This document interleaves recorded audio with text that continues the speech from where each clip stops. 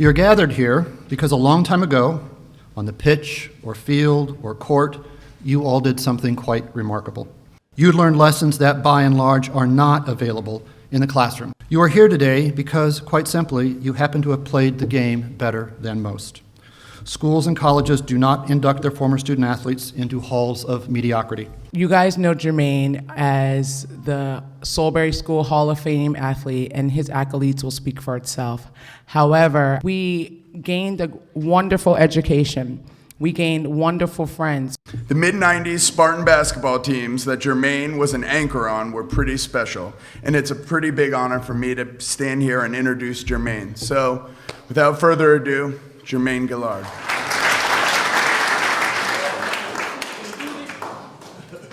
If it wasn't for Cleve Christie, if it wasn't for John Brown, seeing the potential and the ability in me, this experience wouldn't have been possible. So I'm deeply indebted to you forever.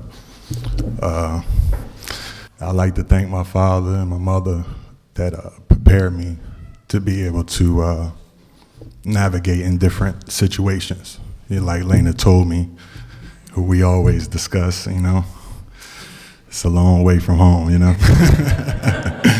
but it's a utopia. It seems like the world should be more like Solebury, the culture that was set in my era, Everybody needs a chance. Everybody needs to experience life at its greatest heights, Meeting different people from all over the world, different parts of America. It's a unique place. Thank you, Solebury.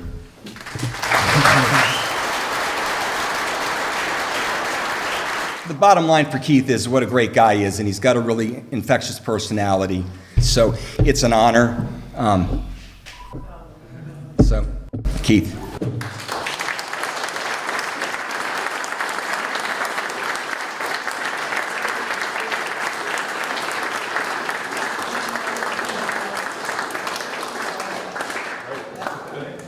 Looking back now, almost 30 years, I'm proud to be a part of Solebury School history, not only as a student athlete, but also as a student leader. We had an unbelievable run for 3 years. I think we went 56 or 58 and 6 or something like that. Everybody we played, we went to DC, Maryland, Philadelphia. They started writing articles about how good we are. And then folks would see us and say, hey, wait a minute, they only got 7 players. As Chris mentioned, me and my best friend, Edwin Hendricks, we were at his house, and we saw this picture on the wall of Solebury. We saw a lot of Solebury stuff, like, what is that? He was like, we got to get out of here. I was like, get out of here and go where?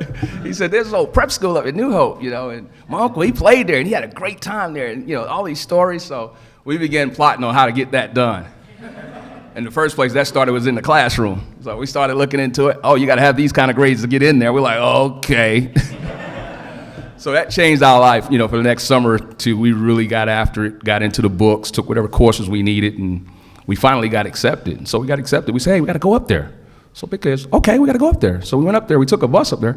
We didn't figure out that the bus station was 2 or 3 miles away.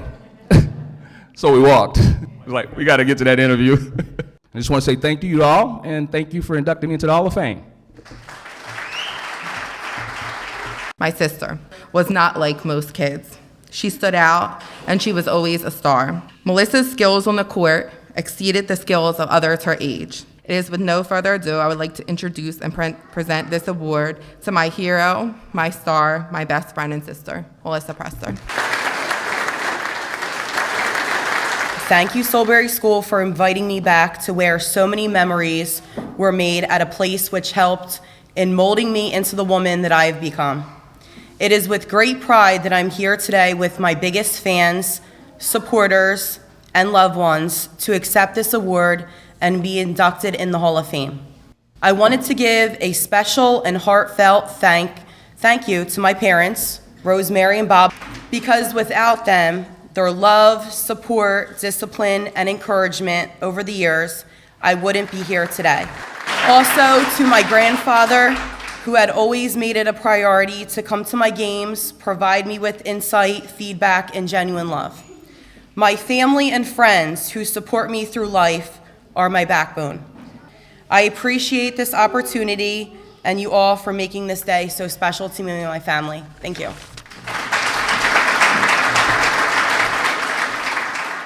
Dick Moss was born in Pittsburgh, Pennsylvania, and grew up in a small town nearby. He is a graduate of Solebury School, the University of Pittsburgh, and Harvard Law School. Following law school and 2 years in the Army, he joined a small labor firm in Pittsburgh and also served briefly as an assistant attorney general for the Commonwealth of Pennsylvania. In 1963, Dick joined the legal staff of the United Steelworkers of America as the Associate General Counsel and was placed in charge of the union's legal department at its international headquarters. When Marvin Miller, who had been the chief economic advisor for the Steelworkers, left in 1966 to become executive director of the new Baseball Players Union, he asked Dick to join him as general counsel. Together, for the next 11 years, they constituted the two-man staff of the fledgling union. While serving as the Players Association's lawyer, Dick was involved in all the collective bargaining negotiations and contract administration matters. He tried all the union's grievance arbitration cases, including in 1975, the Messersmith case, which ended baseball's overly restrictive reserve system and created free agency for the players. He is one of the innovators of baseball's salary arbitration system and tried, as the union's general counsel, the first several cases for players who could not afford or did not trust outside representation. Dick resigned in 1977, but continued serving the union as special counsel during the next 3 rounds of collective bargaining negotiations.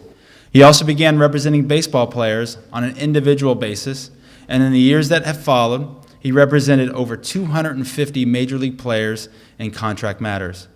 Among his early accomplishments in that regard were negotiating the first $1 million a year contract in professional team sports for Nolan Ryan in 1979, and trying and winning the first $1 million salary arbitration case for Fernando Valenzuela in 1982.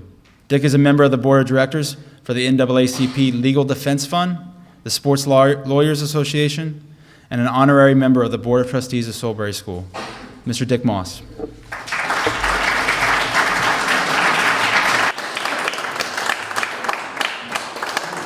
Thank you all for this honor. I first want to make it very clear that it has absolutely nothing to do with my athletic prowess when I was a student here, or lack thereof, but I appreciate it very much. And Robert, I appreciate your introduction, but you missed the item that I'm most proud of. To make a long story short, the 4 players decided that they would recommend to all the players for ratification, Marvin Miller to be the head of the Players Association, executive director.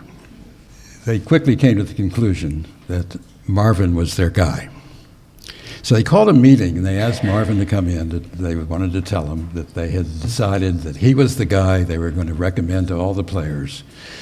But before the meeting started, Roberts took him aside and said, Marvin, you've got to understand we're a very conservative group. And you're coming from a big industrial labor union. I think it's going to be a problem. So what we decided to do is have a ticket, a balanced ticket, with you for executive director and someone more conservative to be general counsel. And we'll put it to the players for the two together, and they'll vote on that. And I think that there's a better chance that they'll approve. And we think we've found the perfect guy, a very prominent lawyer in New York who's well known, very conservative, and we've talked to him, and he's very, very interested. He said, "I'm talking about Richard Nixon." So Marvin said, well, Robbie, I don't think I could work with Mr. Nixon. And besides that, I'm going to be, we're just going to be two of us. I'm going to be working very closely with general counsel, and I want to be able to appoint my own general counsel. And so Roberts huddled with the other players and for about 5 minutes, and he came back and he said, "Okay, Marvin, we'll do it your way. Now, at that very moment, I became the third person in history to beat Dick Nixon out of a job that he wanted.